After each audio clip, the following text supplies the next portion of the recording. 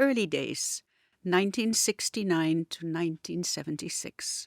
The analog black and white and some color photos show community life of that time. Travel, 1967, the Netherlands. In a music magazine, we came upon a photo of the galaxy. It caption read, Auroville, the city of the future with moving sidewalks. My partner and I wanted to make an overland trip via India, where we wanted to see Chandigarh, designed by French architect Le Corbusier. Auroville was close to Pondicherry, an old French colony, and near the port city of Madras, where we could surely get passage to Japan, on to Australia and beyond. So we set off in the cold winter of 1970 and got stranded in Auroville and stayed on. It has been 54 years. Arrival in Auroville.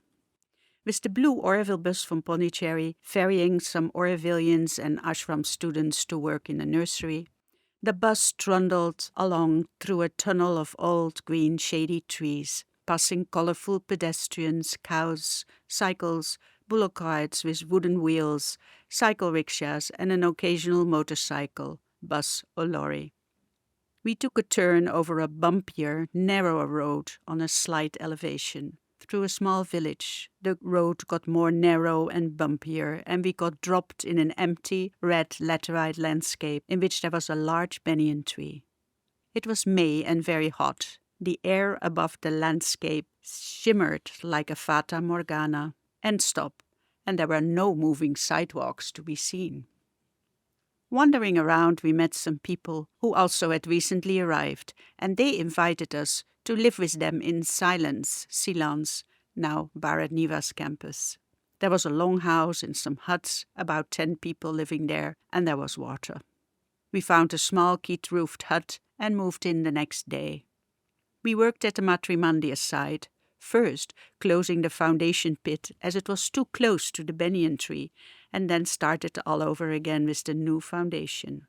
All work was manual, carrying pans of red earth and passing them in long lines. Work was slow, hot, and meditative. When wheelbarrows were suggested, there was almost a revolution. In the morning break, we made a beeline for the cool shade of the banyan tree, for tea or juice, or if Andeyi was there, the old Amma who lived near the banyan tree, she might have some delicious idlis for us. Moving community. We were asked by Roger Anger to abandon Silence and start a new settlement, as he planned Bharat Niwas there. We were probably the first community to do so.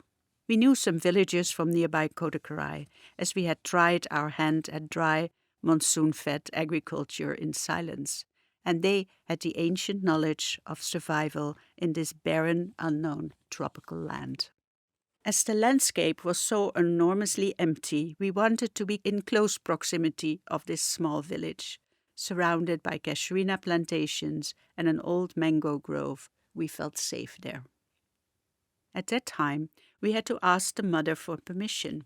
She gave her consent with the caveat that we had to engage with the villagers, as they were the first and true Aurovillians. Life and work. Once we moved, we first dug an open well, built simple mud houses with peat and thatch roofs, which kept you wonderfully cool, and built a community kitchen, cum workshop, a cow shed and tool shed. There was no electricity. We created a volleyball court in the mango grove, where we served the healthy chickpea snacks and homegrown guavas and bananas in the morning to the village children. We started a small Ayurvedic clinic in the village, where twice a week the old Ayurvedic doctor from the ashram came for visits to see the cases we were unfamiliar with. There were many. We trained some villagers in leatherwork, crochet and papermaking, began a vegetable garden and orchard, had cows, bullocks, chickens, and even a water buffalo. Life was so different from today, concentrated in small settlements. The distances between them seemed enormous. Life was simple, innocent, more social, and for those who came at that time, in the early 70s, the focus was on the land, saving the severely eroded soil, there was little or no topsoil left.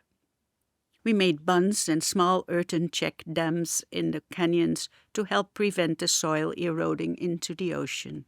We started a tree nursery and planted trees. The small bullock cart, fitted with 2 big barrels, was filled by a chain of helping hands, pulling buckets of water out of our well, and so we watered the saplings all the way to Matrimandir and Transformation, which wasn't there yet. Kodakrai community was huge. Now there are 5 communities on site, and we lived far apart. We continued with handicrafts, employing some villagers. There was no sense of servants. We all worked together from early morning until the daylight lasted. Mother made some of these workers later Aurovillians. There was no electricity. We had oil and kerosene storm lanterns. We started the first bakery in an oil barrel in our Palmyra grove, later joined by tofu making in a companion barrel. When word spread Kodakrai was baking whole wheat and ragi bread, we ramped up production, and bread was delivered by horse cart to other communities, after dropping our children in center school, now center kindergarten. We ate lunches in our community kitchen with the workers and divided the produce of the farm amongst us. Some of us continued working at Matrimandir. Others cooked in the community kitchen, tended the children, the vegetable garden and tree nursery, and did the community laundry. The children. Children were born at home with lantern light. We helped each other, or sometimes we gave birth in a more comfortable house of a friend. The kids were happy, tough little troopers, roaming around together, playing with whatever they found in nature. They knew where to find the berries and the fruits, catching crabs in the concrete foundation of the Matrimandir, which Andaye cooked for them. What a treat. Mother. When visas expired, we had to contact the Auroville office in Pondicherry and fill in a form, and with our portrait photo, this went to the mother, who meditated on it and then decided whether you could stay or not. Some couples, coming together, were separated.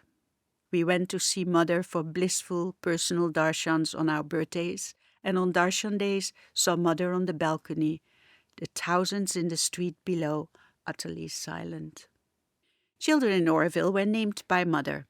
In the last years, messages of newly borns were passed on to Maggie Litchi. We gave her the details, day and time of birth, name of the mother and father, and then Mother chose a name.